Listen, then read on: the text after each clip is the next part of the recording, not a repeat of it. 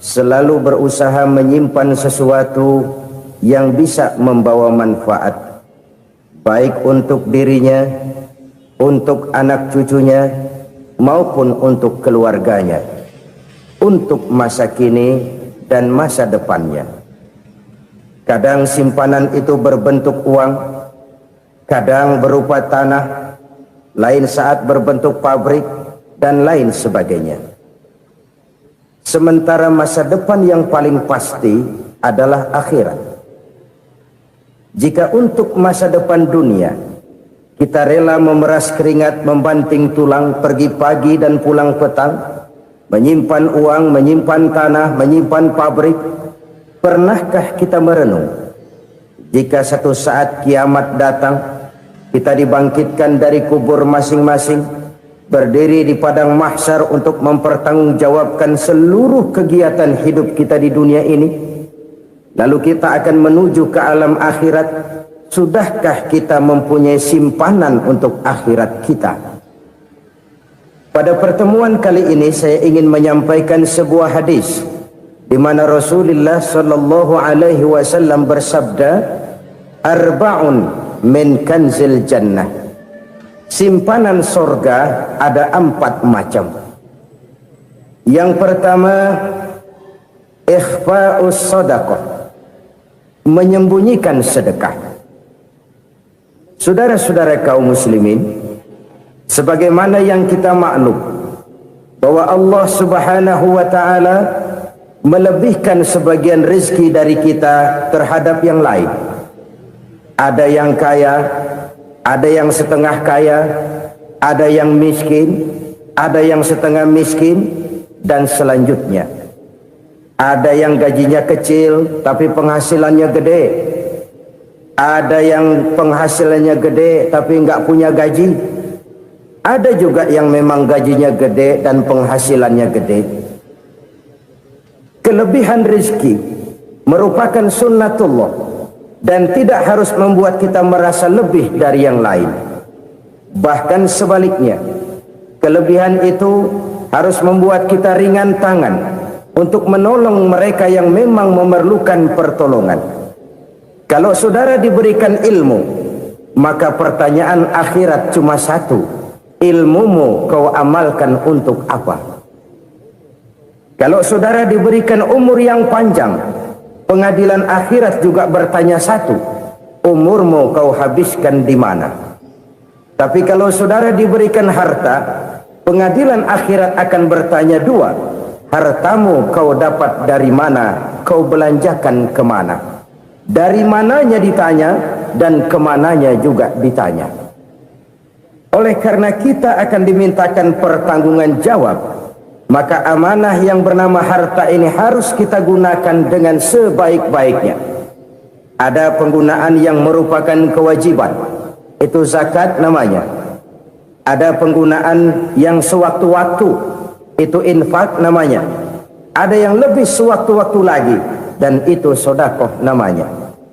Zakat dia terikat oleh haul dan nisab, oleh putaran batas waktu dan ukuran dari harta itu sendiri. Sedangkan infak terikat oleh situasi dan kondisi perekonomian seseorang.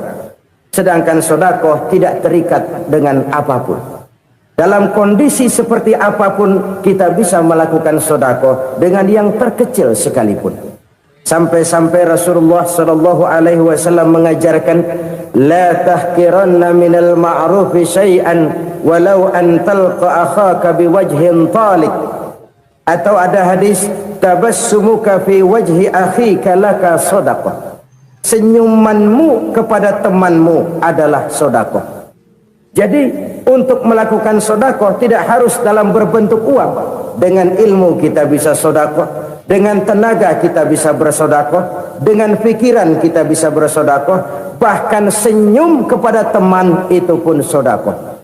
Jadi kalau sedekah dengan uang memang belum punya uang, nyengir aja banyakin. Itu asal pada tempatnya, jangan lalu ketemu tiang listrik cengengesan. Tentu tidak pada tempatnya dan tidak wajar. Nah, sedekah yang paling dicintai Allah adalah sedekah yang disembunyikan. Artinya, jauh dari sifat riya. Kan kadang-kadang ada orang sedekah itu disebutkan namanya, apa tidak bagus?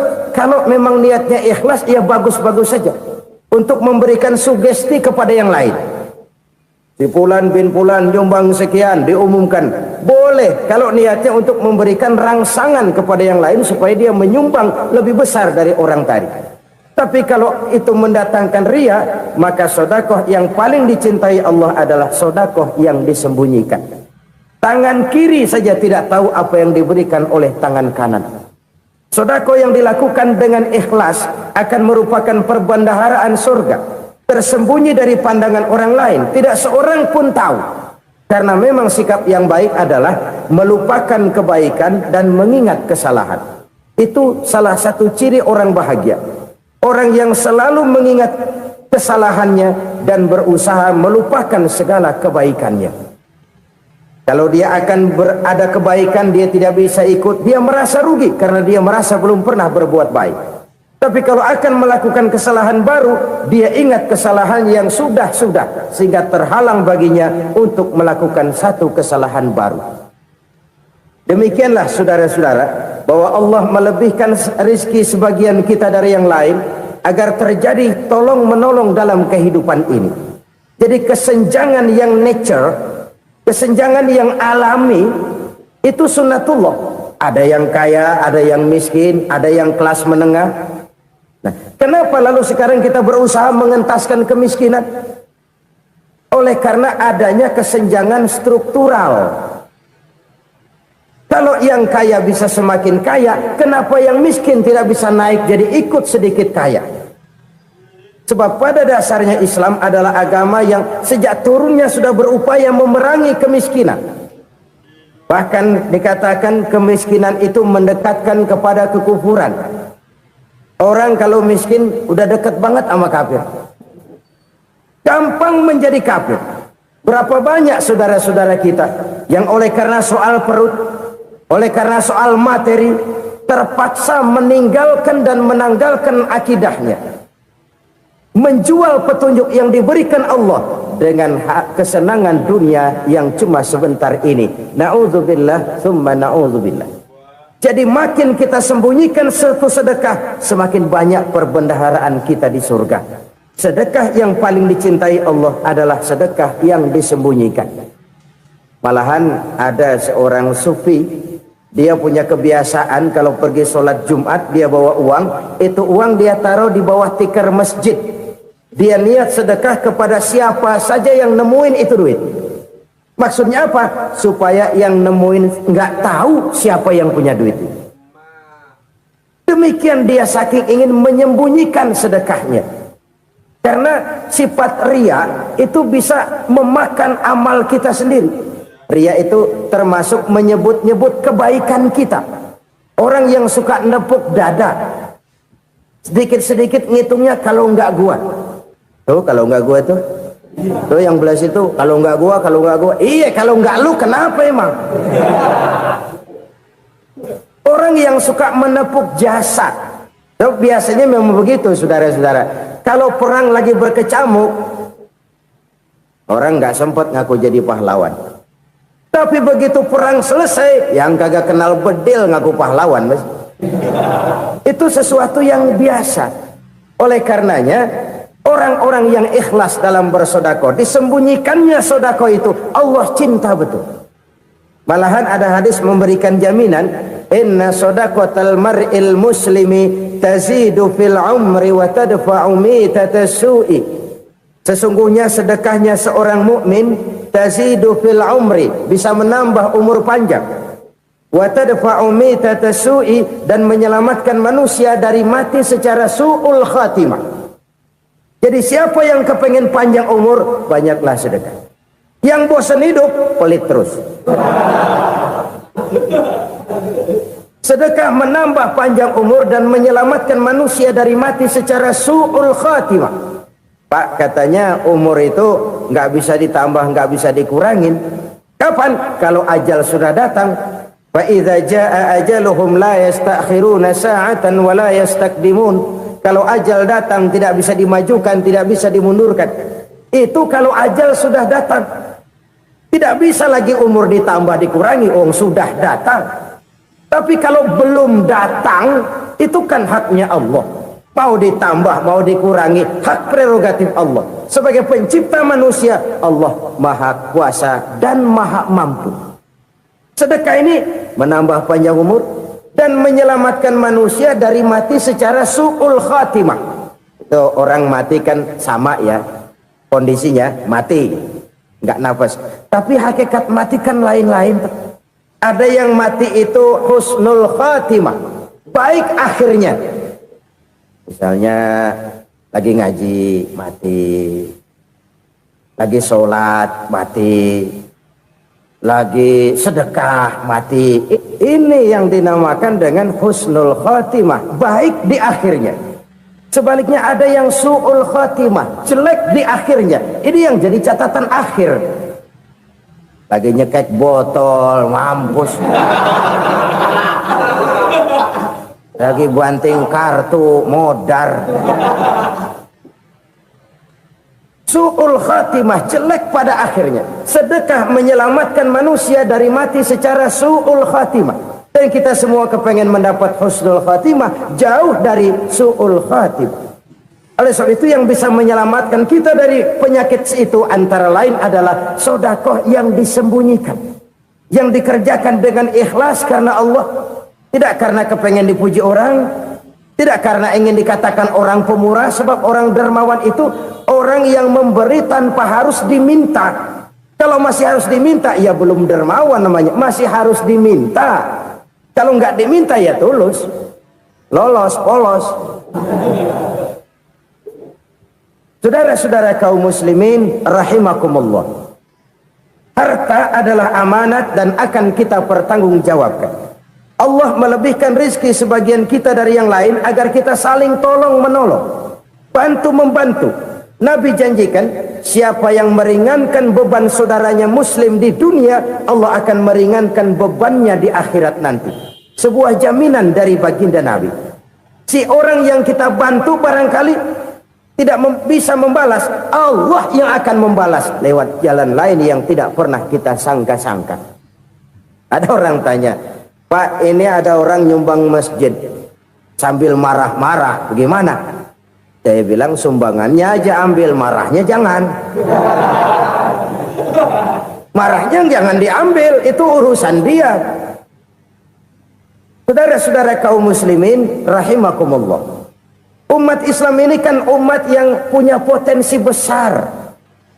Kadang kita merenung, kenapa kadang-kadang pembangunan masjid kok lambat sekali? Kalau hotel hari ini peletakan pertama, bulan depan peresmian. Supermarket hari ini peletakan batu pertama, minggu depan peresmian. Tapi kalau sudah yang namanya masjid, kadang-kadang peletakan batu pertama sekaligus jadi batu terakhir. 3 tahun, 4 tahun, campur nebar jalak di jalanan, duit dijaring kayak ikan sepat. Apa tidak ada orang Islam yang kaya? Banyak. Apa tidak ada pengusaha muslim yang jadi konglomerat? Ada. Lalu yang belum banyak itu yang komit terhadap nilai-nilai agamanya. Akhirnya kita jatuh jadi umat yang lemah. Belum ada pengusaha konglomerat muslim buka pabrik supermi cap beduk misalnya umpamanya atau pabrik kecap cap sorban supaya identitas keislamannya sedikit kelihatan. Kita jatuh jadi umat yang lemah karena potensi tidak terinventarisir dengan baik. Kita ini ibarat kompor yang cuma matengin nasi orang lain. Potensi kita dimanfaatkan oleh orang lain. Ukhuwah Islamiyah kita baru terbatas kepada silaturahmi. Ukhuwah di bidang ekonomi kita lemah, ukhuwah di bidang kebudayaan kita lemah, apalagi ukhuwah di bidang politik kita lebih rapuh lagi. Padahal ukhuwah itu adalah totalitas kehidupan manusia, menyangkut ipolek sosbud, memerlukan nilai-nilai ukhuwah. Jadi oleh karena itu mari kita menyadari, di dalam harta kita, walaupun kita yang cari, pergi pagi, pulang sore, peras keringat, banting tulang, di sana ada harta anak yatim. Di sana ada hak masjid.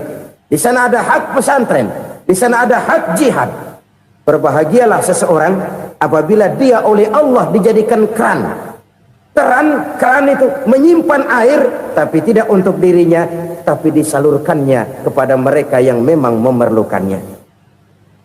Saudara-saudara kaum muslimin rahimakumullah, ini yang pertama. Jadi perbendaharaan surga adalah menyembunyikan sedekah. Orang lain nggak tahu, kita pun nggak pernah ngitung-ngitung. Kita anggap lewat begitu saja, padahal itu deposit akhirat. Satu. Yang kedua, perbendaharaan surga itu apa? Wa kitmanul musibah, menyembunyikan kesulitan. Kadang orang takut menghadapi kesulitan, tapi makin kita merenung, hidup ini kan sebenarnya urusan. Takut sama urusan, ya jangan hidup. Tandanya orang hidup itu kalau punya urusan. Urusan melupakan problem, problem sering menimbulkan kesulitan. Kesulitan bukan untuk ditakuti, tapi untuk diatasi dan dicarikan jalan keluarnya. Siapa sih orangnya yang nggak pernah sulit-sulit? Makin tinggi status sosialnya, makin gede urusannya. Makin tinggi kualitas imannya, makin berat tingkat kesulitannya. Cuma memang yang namanya enak itu seperti pelangi. Biang lala itu nggak pernah di atas kepala kita, di atas kepala orang melulu. Lo sih enak lo, kata kita. Dia juga bilang yang enak kan lo. Pelangi itu nggak pernah di atas kepala kita. Kata tukang beca, aduh enak ya naik Mercy. Kata tukang beca, apa yang di dalam mobil Mercy? Aduh enak bener tukang beca, di jok ngeringkuk ngorok pulas bener. Saya kamar pakai AC sejuk, tempat tidur sutra empuk, alga spring bed, gula kulik nggak bisa pulas kalau belum minum Valium, belum tidur. Enak bener tukang beca, di jok ngorok nggak tahu wetan kulon. Si tukang beca bilang yang di Mercy enak, yang di Mercy bilang tukang beca enak. Inilah enak, nggak pernah di atas kepala kita, di atas kepala orang lain melulu enak itu. Nah saudara-saudara, yang merupakan perbendaharaan surga itu orang yang bisa menyembunyikan kesulitan, baik pribadi ataupun rumah tangga. Nih terutama rumah tangga yang jadi soalnya. Kadang-kadang kita ini kalau senang, sebaliknya kalau senang kita diam, kalem aja, cuek. Banyak banget duit kita bawaan, diam aja udah. Malah ketemu orang takut. Tapi begitu susah, sekampung tahu. Padahal Nabi mengajarkan perbendaharaan surga itu menyembunyikan musibah, menyembunyikan kesulitan. Kalau enak, cerita sama orang-orang. Kalau nggak enak, rasain sendiri, tekan sendiri, atasin sendiri. Kita kan sebaliknya, senang kita diam, asal lagi susah, paling tidak kita nyari teman buat cerita kesusahan. Siapa orangnya yang nggak pernah susah? Cuma soalnya bagaimana kita mengatasi kesusahan itu sendiri. Begitu juga misalnya kalau orang sudah berumah tangga, itu orang tuanya harus menjadi tempat dia cerita yang enak-enak saja. Yang nggak enak rasain berdua, selesaikan berdua, atasin berdua. Jangan dibalik. Asal senang diam, giliran susah aja. Maknya laporan. Terbalik. Bisa menjaga security informasi. Maka nama bayam keluar diam, malah seluitan. Enak amat lo makan daging ayam. Security informasi. Saudara-saudara kaum muslimin rahimakumullah, ujian yang terberat itu yang pernah diberikan kepada para nabi, para rasul, para aulia, para ulama. Makin tinggi keimanan, makin berat bentuk kesulitan. Ayo saya kemukakan satu contoh saja. Ada seorang nabi yang kaya, nabi kaya, namanya Nabi Ayub. Iblis kalau orang begini kan keki, ibadahnya rajin, kaya. Nih yang kayak begini susah digodain. Kalau ibadahnya rajin, miskin, enggali bisa disogok. Sini imannya mantap, ibadahnya rajin, kaya, nabi lagi. Oh, tapi namanya iblis, nggak kurang akal. Laporan, Tuhan, kenapa Les? Ya ini bahasa saya, bahasa Qurannya sih nggak gitu. Itu hambamu yang namanya Ayub, dia rajin ibadah cuma karena dikasih kaya aja. Coba kasih miskin dia, berhenti dia sembahyang. Ah, kamu bisa aja. Saya tahu Ayub itu hambaku yang ikhlas. Saya buktiin Tuhan, silahkan. Dibuktiin lah, iblis turun ke alamin. Yang mula-mula dia lakukan, dia rusak sawah ladang Nabi Ayub. Dia binasakan binatang ternak Nabi Ayub. Sehingga dalam waktu singkat, jatuhlah Nabi Ayub dari orang paling kaya jadi orang paling miskin. Beliau masih ibadah di mihrab dalam masjid. Datang iblis.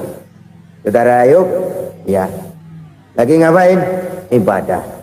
Nyembah Allah, nyembah Allah. Oh, percuma. Kenapa? Tuhan yang ente sembah nih, dia udah bikin miskin ente. Sawah ladang ente hancur lebur, binatang ternak binasa. Sekarang ente jadi orang paling miskin. Ngapain nyembah Tuhan kayak begitu? Tekor. Udah berhenti dah ibadah, berhenti ibadah. Ini iblis sama Tuhan laporannya lain, yang dikerjakan kepada Nabi Ayub juga lain. Benar begitu iblis, kata Nabi Ayub. Iya, sawah ladang saya habis, buras. Binatang ternak saya binasa, binasa. Saya miskin, bangpak. Apa jawab Nabi Ayub? Bukan innalillahi, ya, ini hebat. Alhamdulillahillazi a'tani wa akhza minni. Segala puji bagi Allah yang telah memberikan harta kepada saya dan sekarang mengambilnya lagi. Alhamdulillah. Allah yang ngasih, Allah yang ambil. Itu mah urusan Allah. Iblis cuman ibadah jalan terus, sujud lagi Nabi Ayub. Iblis seleher gondok banget. Dasar Nabi nggak mempan dia apa-apain. Miskin malah alhamdulillah. Allah yang ngasih, Allah yang ambil. Jadi kalau kita tidak komit, kita tidak terikat kepada kaya, miskin, senang, susah, apa yang bisa bikin kita susah? Jadikan kekayaan, kemiskinan, jadikan senang, susah sebagai anak buah yang bisa kita atur. Jangan kekayaan ngatur kita, jangan kemiskinan ngatur kita. Kita yang harus mengatur mereka. Senang, susah, kaya, miskin, bahagia, sengsara, jadikan itu anak buah yang bisa kita atur. Kalau sekarang kita kaya, lain saat boleh jadi kita miskin, semiskin-miskinnya. Allah yang ngasih, Allah yang ambil. Tenaga mana yang bisa menghalangi? Ibadah jalan terus. Iblis makin gondok. Dasar Nabi loh. Akhirnya apa? Nabi Ayub dikerjain, diberikan penyakit. Demikian fatal penyakitnya. Bayangin, udah miskin sakit. Masya Allah. Miskin sakit. Sakitnya nggak lama, kira-kira 16 tahun.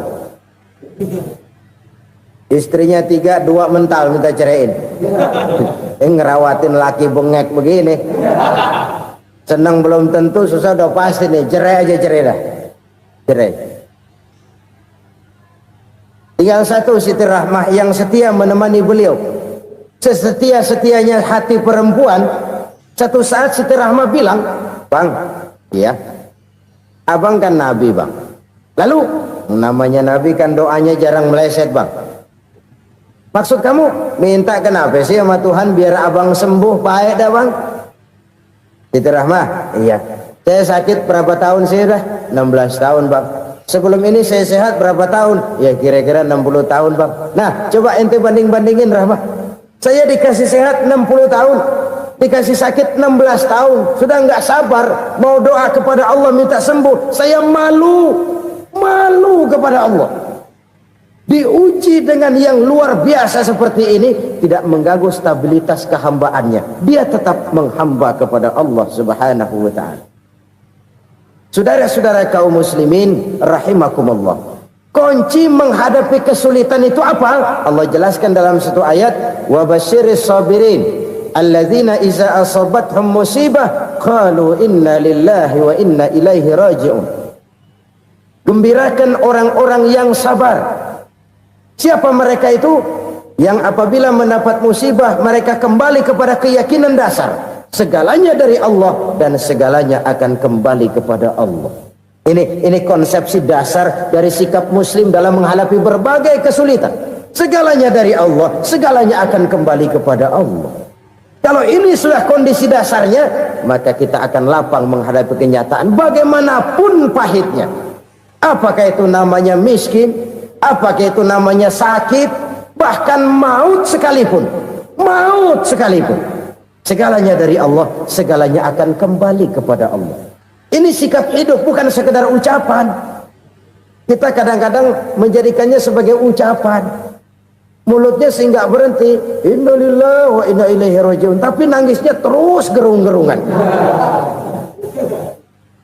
Bukan itu, ini kesadaran moral. Kalau segalanya dari Allah, segalanya kembali kepada Allah, kan sebenarnya cuma nunggu giliran. Hari ini saya nyembayangin dia, entah hari apa saya disembayangin orang. Hari ini saya antar dia ke kubur, entah hari apa orang nganterin saya ke kubur. Hari ini saya tahlilkan dia, entah nanti kapan orang tahlilkan saya. Segalanya dari Allah, segalanya akan kembali juga kepada Allah. Oleh sebab itu saudara-saudara, kesulitan bukan untuk ditakuti. Kesulitan justru untuk diatasi, dicarikan jalan keluarnya. Dan tidak ada orang yang tidak pernah mendapat kesulitan. Tidak ada. Semakin tinggi status sosial, semakin tinggi kualitas keimanan, semakin besar juga tingkat kesulitan. Hanya saja bagaimana cara kita mengatasinya. Dan Al-Quran menyatakan, inna ma'al usri yusra. Di balik kesulitan itu pasti ada kemudahan. Roda itu berputar. Karena itu Rasulullah sallallahu alaihi wasallam mengingatkan kepada kita, ta'arraf ilallahi firraha ya'rifka fisyiddah. Ingatlah kepada Allah di waktu kamu senang, supaya Allah ingat kepada kamu di waktu kamu susah. Kalau waktu senang kita ingat kepada Allah, kita susah, Allah tidak akan meninggalkan kita. Tapi kalau waktu senang kita jauh dari Allah, sujud tidak sempat, dengan masjid jauh, ketika senang kita lupakan Allah. Nanti begitu kita susah, Allah lupakan kita. Dan itu menyakitkan. Oleh karena itu orang-orang tua kita dulu bilang, kalau lagi sehat ingat-ingat lu bakal sakit nanti. Kalau lagi kaya ingat-ingat satu saat kita bakal jatuh miskin. Bahkan kalau lagi muda ingat-ingat kita bakal tua. Dan yang terpenting, kalau lagi hidup ingat-ingat kita bakal mati. Saudara-saudara kaum muslimin rahimakumullah. Jadi yang kedua yang merupakan perbendaharaan surga, menyembunyikan musibah. Saudara-saudara kaum muslimin rahimakumullah. Hal ketiga yang merupakan perbendaharaan surga adalah wasilaturrahmi. Orang yang suka bersilaturahmi. Sebagaimana yang kita maklum bahwa manusia adalah makhluk yang disebut zon politika. Makhluk sosial yang tidak mungkin hidup sendiri-sendiri. Betapa dan siapapun kita memerlukan orang lain. Bodoh betul manusia kalau tinggal di tengah masyarakat tapi tidak mau bermasyarakat. Merasa hebat sendiri, pintar sendiri, gagah sendiri, kaya sendiri.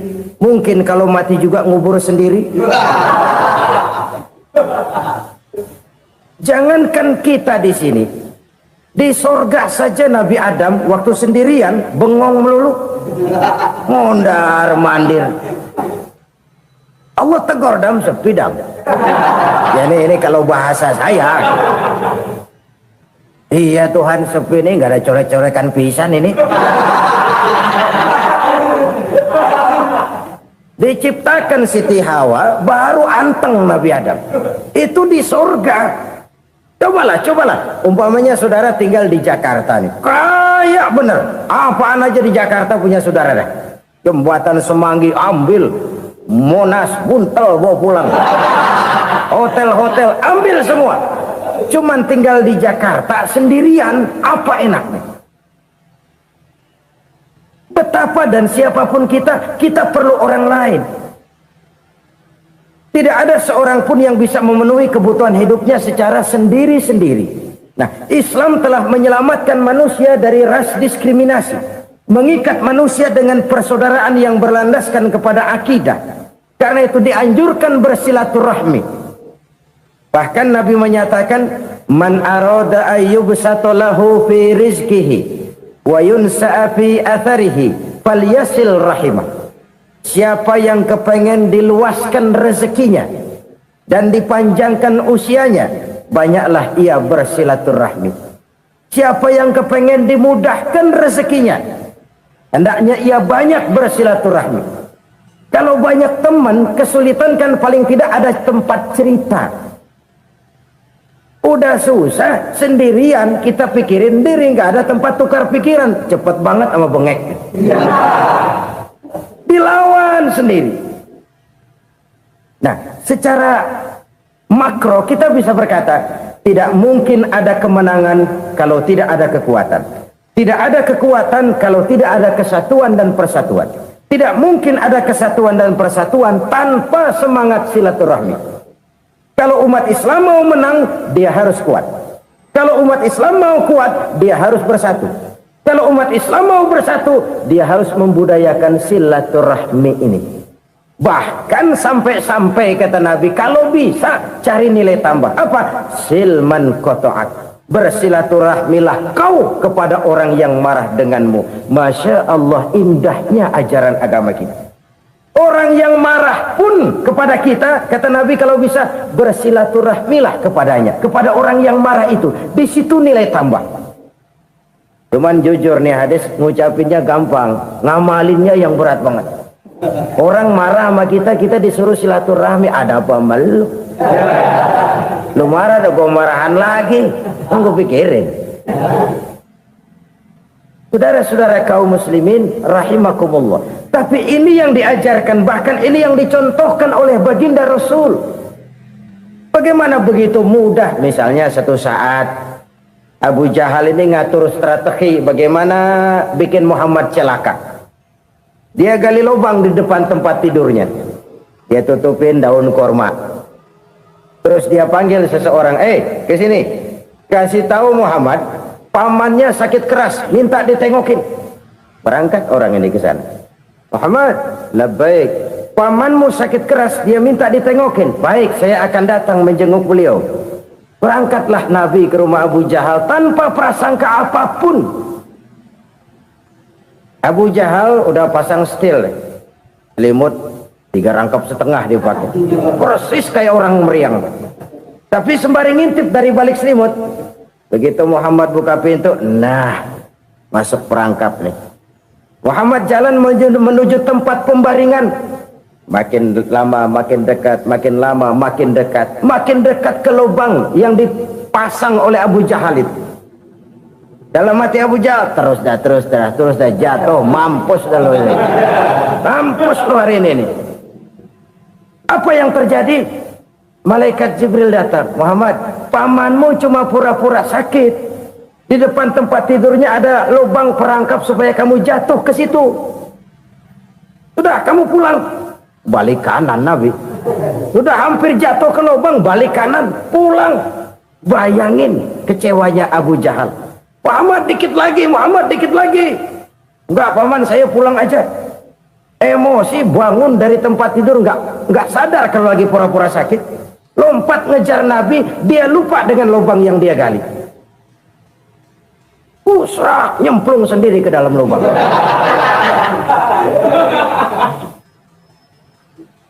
Nabi terus berlalu. Ini terjadi keanehan. Jatuh ke lubang yang dia gali itu sebenarnya nggak terlalu dalam ya, antara 3-4 meteran lah. Tolong saya jatuh ke lubang ini. Datanglah pelayan-pelayannya itu. Angkat saya dari sini. Oh, yang ngulurin tambang. Satu gulung, belum juga nyampe itu tambah. Kurang, beli lagi ke warung. Sambung, ulur lagi, nggak juga bisa sampai. Wah, ini kerjaan Muhammad ini. Tolong, siapa salah seorang kamu ke rumah Muhammad, kasih tahu encangnya kecebur. Minta ditolongin. Sampaikan kepada Rasul. Kenapa? Pamanmu jatuh ke lubang, Muhammad minta tolong diangkatin. Tambang udah nyambung-nyambung nggak nyampe juga. Ya, nanti saya datang, saya tolong. Cobain. Nyata-nyata orang berniat jahat mau mencelakakan dia. Datang dia menolong. Ini yang disebut air tuba dibalas air susu ya ini. Bukan sebaliknya. Air tuba dibalas air susu.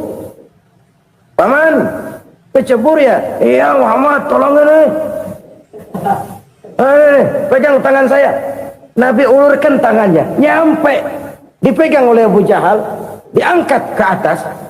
Sampai atas. Apa kata Abu Jahal? Sihirmu memang hebat Muhammad. Udah ditolongin dikata sihir. Yang enak kita kemplang kan itu orang begitu.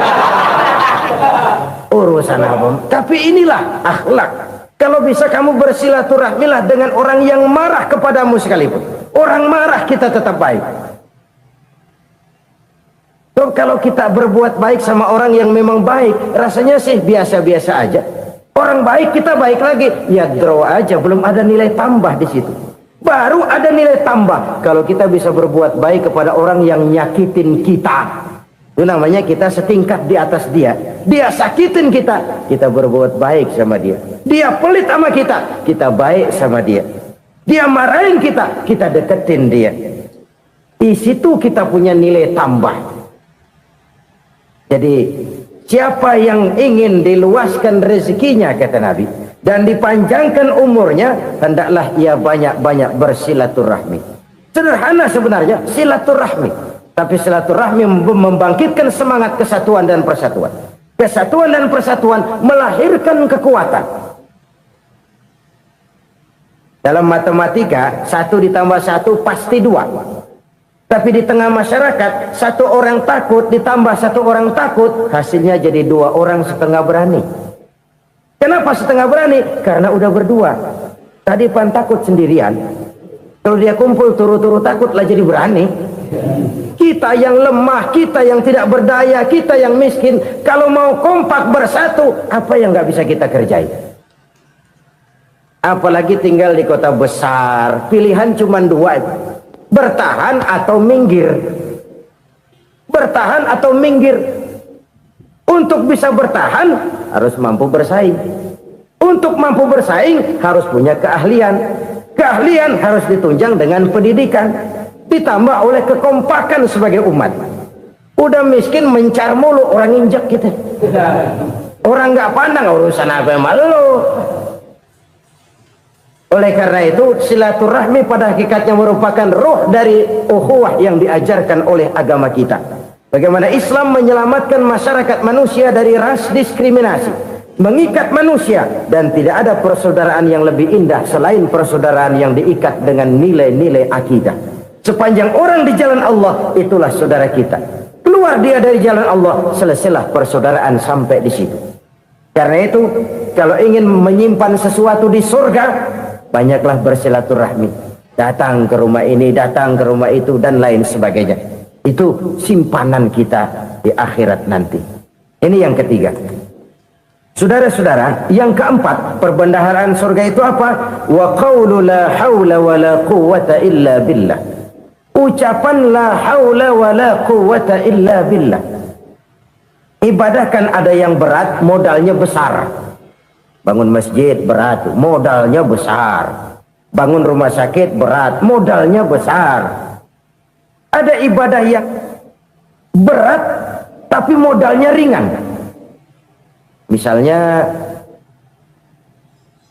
puasa. Puasa itu berat, mengendalikan nafsu. Kalau sekedar nggak makan nggak minum sih enteng, mengendalikan nafsu. Itu jihad terbesar, tapi kan modalnya ringan, cuma niat saja. Ini ibadah berat, modalnya ringan. Ada ibadah yang ringan, modalnya juga enteng. Seperti termasuk ucapan la haula wa la quwwata illa billah. Tanpa sadar, la haula wa la quwwata illa billah. Nyelengin tuh di surga. Nyelengin, kita nggak terasa, nyelengin simpenan akhirat. La haula wa la quwwata illa billah. Nyimpan lagi. Kaget, la haula wa la quwata illa billah, nyimpan lagi, banyak simpanan. Walaupun sebenarnya yang dimaksud di sini adalah kesadaran batin bahwa tidak ada daya dan kekuatan kecuali Allah. Itu intinya. Kita memulai pekerjaan disunahkan baca bismillah, kan begitu. Apa itu? Kesadaran moral bahwa ini saya bisa kerjakan, saya kerjakan ini dengan menyebut nama Allah. Kenapa? Kalau Allah tidak memberikan daya dan kekuatan, mana mampu saya kerjakan ini. Maka saya kerjakan ini dengan menyebut nama Allah. Bismillah. Kesadaran moral. Manusia hanya wajib berusaha, tapi nggak pernah wajib berhasil. Banyak hal-hal yang kalau kita renungkan secara rasio nggak mungkin, tapi jadi kenyataan. La haula wa la quwata illa billah. Tidak ada daya dan kekuatan kecuali bagi Allah semata-mata. Kesadaran moral akan kelemahan dan keterbatasan makhluk bernama manusia. Kadang kita kagum dengan otak, tapi kita sering lupa sama yang bikin otak. Padahal bagaimanapun hebatnya otak, yang bikin otak pasti lebih hebat dari otak. Nggak percaya, silahkan otak-otakan. Inilah kecenderungan. Kita kagum dengan pesawat-pesawat mutakhir, bukan main, besi gede banget terbang itu. Alangkah hebatnya. Lalu apa yang bikin otak tidak lebih hebat dari itu semua? Kita puji laut, apa yang bikin laut tidak lebih hebat dari laut itu? La haula wa la quwata illa billah. Tidak ada daya dan kekuatan kecuali Allah. Apa yang bisa kita lakukan kalau tidak karena daya dan kemampuan yang diberikan oleh Allah kepada kita?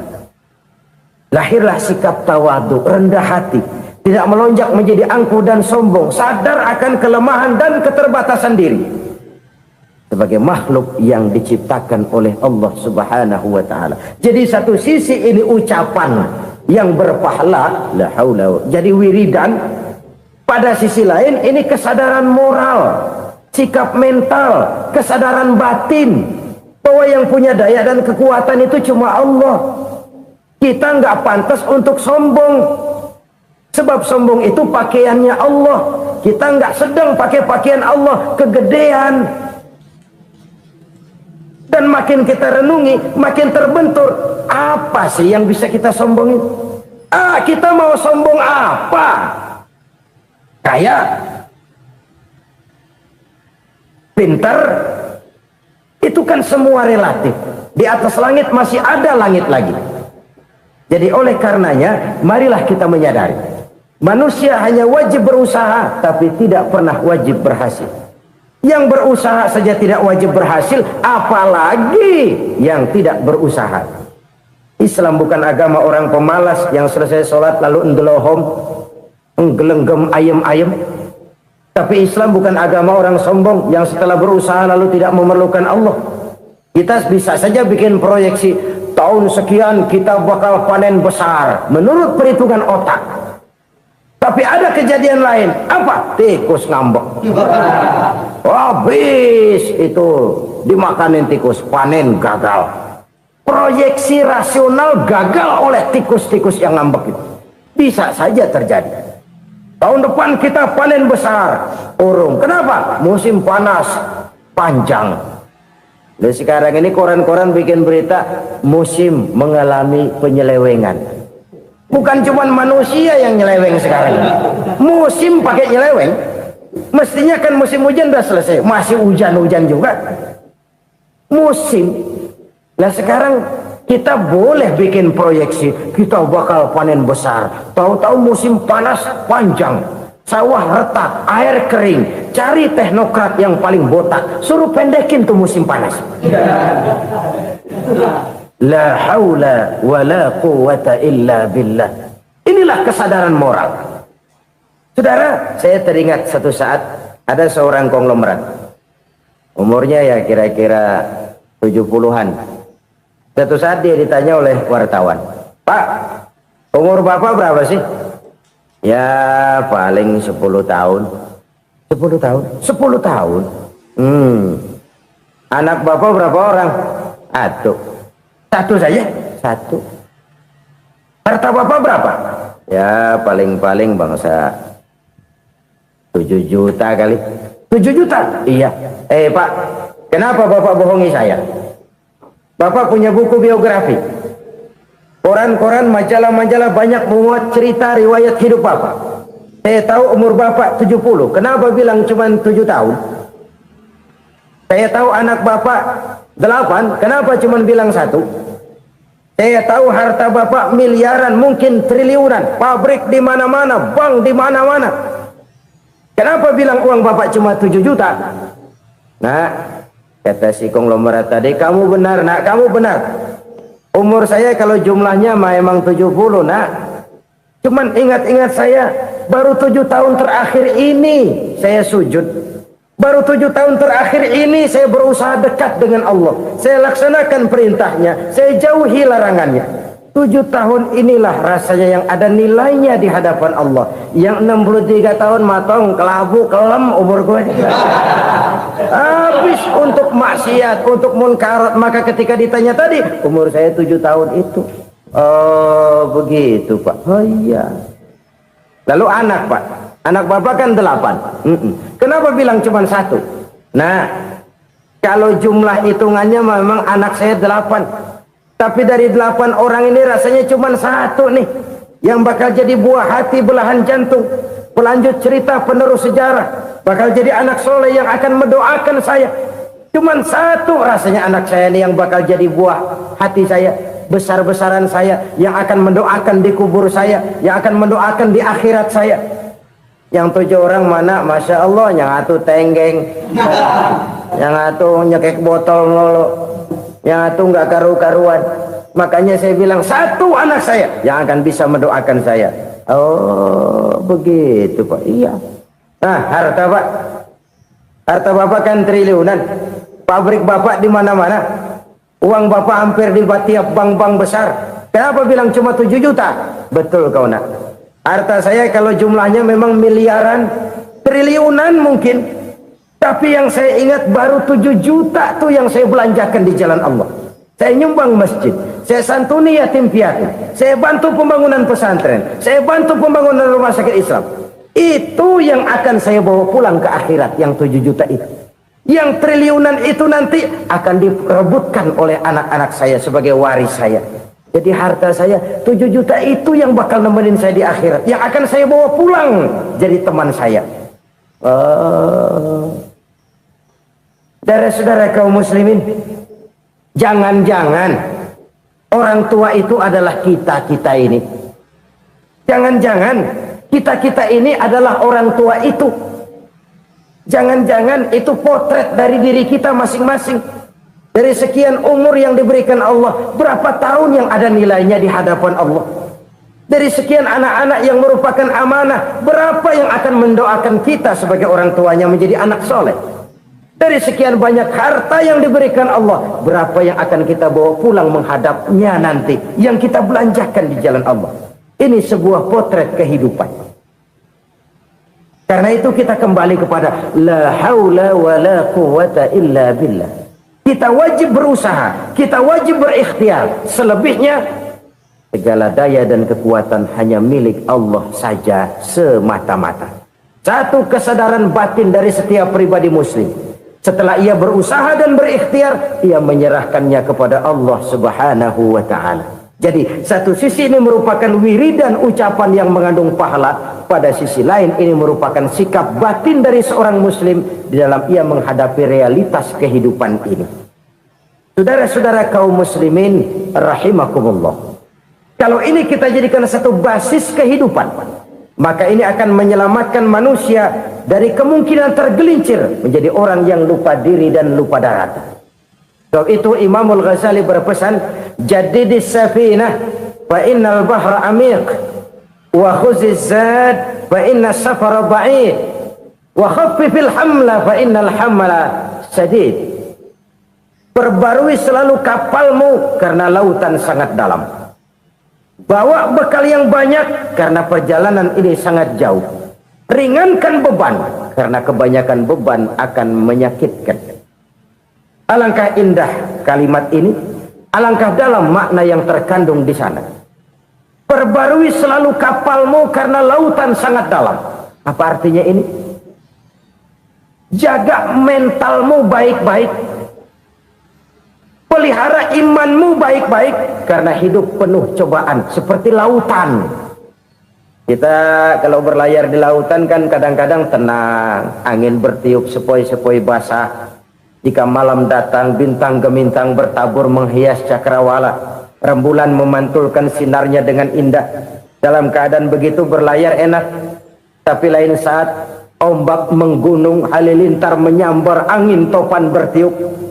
Berapa banyak sudah saudara-saudara kita yang tenggelam di lautan dunia tanpa sadar bahwa dia belum sampai kepada pantai yang akan dituju.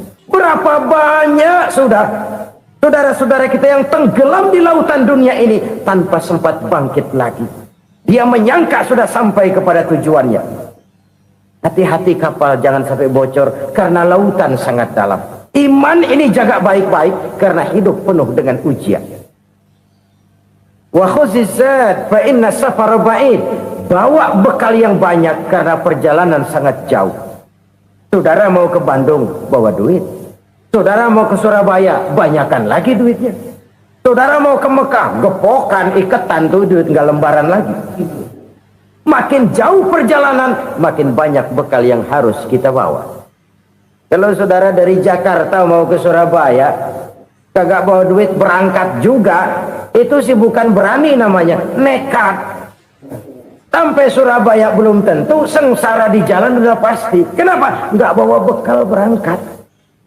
Sama juga kita nih, misalnya belum sempat sembahyang, mati. Waduh, berani banget orang. Belum punya bekal, mati. Sengsara di jalan. Atau bekal tidak cukup. Dari Jakarta saudara mau ke Surabaya, bawa duit 500 perak. Paling jauh Cikampek nyampenya itu. Paling jauh itu. Antara jauhnya perjalanan dengan bekal yang saudara bawa tidak seimbang. Hidup ini perjalanan panjang. A walking tour. Dimulai dari alam arwah. Sebelum jasad diciptakan, roh diciptakan lebih dulu. Dari situ pindah ke alam rahim. Dari alam rahim pindah ke alam dunia. Dari alam dunia pindah ke alam barzah. Baru menuju akhirat. Satu perjalanan panjang. Kalau bekal tidak bawa, sengsara di jalan. Bawa bekal yang banyak karena perjalanan ini sangat jauh. Wa khaffifil hamla, ringankan beban karena beban itu cuma akan menyulitkan. Kalau bekal itu sih keperluan, tapi beban nggak kita perluin, cuma ngeberat-beratin. Apa ini beban? Dosa, kecurangan, kebatilan, kezoliman, ketidakadilan, kesewenang-wenangan. Itu akan jadi beban kita di akhirat. Alangkah celakanya, perjalanan panjang, bekal tidak bawa, beban kelewat banyak, alamat sengsara di jalan. Pahala tidak ada, dosa berlipat ganda. Na'udzubillah, summa na'udzubillah. Kalau kita rangkum nasihat Al-Ghazali dengan kisah si konglomerat tadi, kita akan mengambil kesimpulan. Pertama, bekal terbaik dalam menghadapi gejolak kehidupan ini tidak lain adalah iman. Yang kedua, pahala dan dosa. Dua hal kontroversial. Pahala adalah bekal, dosa adalah beban. Tapi kita sekarang kan tidak begitu terangsang kepada yang abstrak. Orang berlomba mencari yang konkret-konkret saja, yang real. Kalau memang dosa, benjol dong, kira-kira begitu. Kira-kira begitu. Persis orang Yahudi dulu. Orang Yahudi itu kan pernah minta kepada Nabi Musa, Ya Musa, lan nu'mina laka hatta narallaha jahrah.